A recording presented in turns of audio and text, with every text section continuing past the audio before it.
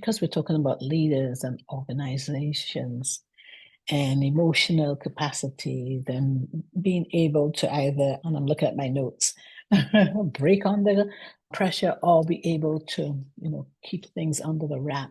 That's right. For leaders that have worked really hard to get to the top, Mm-hmm. and they get there and it seems like they're no longer successful. How would you handle that? What makes the difference? Because there's some people who are continuously finding there's no ceiling for them, in other words. They Right. climb and then they see something and they keep climbing. And then there are others who've always had like a goal and they get there and then there's like the burnout comes then because like there's nothing else. That's right. That's right. That's right. Yeah, in my role as an HR leader, we are often placing specific individuals that have had a history of success, of accomplishments.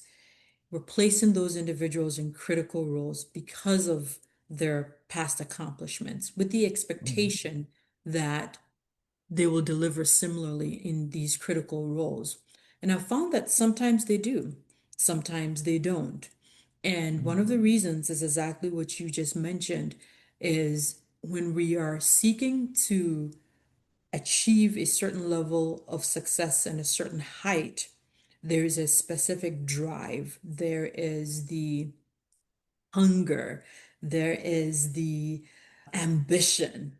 Unfortunately, though, when some individuals reach that height, that hunger is no longer as intense as it used to be. That drive is no longer as intense as it used to be. There's this sense of, I have attained, right? And Mhm. unfortunately, when those individuals with that mindset tend to stop growing, the key and the difference that you're pointing out between those that continue to identify new opportunities and continue to innovate and grow and move from one opportunity to the other is that they're seeking for it. There's still a desire.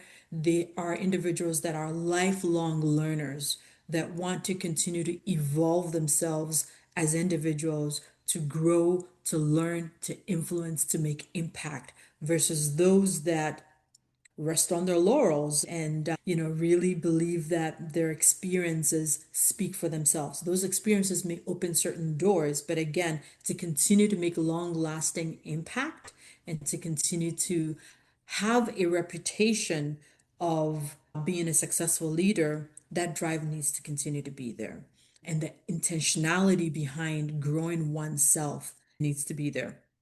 I often compare the leadership journey to mountain climbing, right? I'm sure you've heard that before.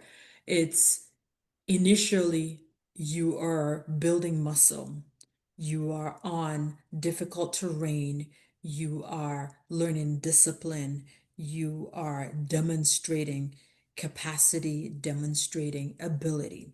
You're on that first, what I would call that first stage of that leadership rise. But then you get to that second stage and sort of you reaching that summit as You're right. a mountain climber may. And Mhm. but if you think about it, when you reach that summit, the air is often thinner.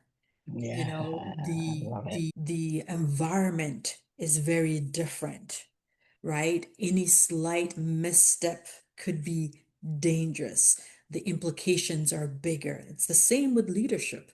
The exposure is greater as you've reached a certain height, and the turbulence can be felt because, as the saying goes, the buck stops with you as the leader. And what you do there really determines the implications to a larger group of individuals, to an organization, or to a team. And so it's really important for an individual to really master not just climbing and ascending, but sustaining that success once you do get there. And some of the key things are exactly what we've spoken about, which is the emotion, building that emotional capacity, but also sustaining that drive and caring about the outcomes. When you're concerned about the outcomes that you want to deliver, you will be concerned about building whatever capacity is required to be able to deliver those results. If you just enjoyed that video, check out the longer version right here.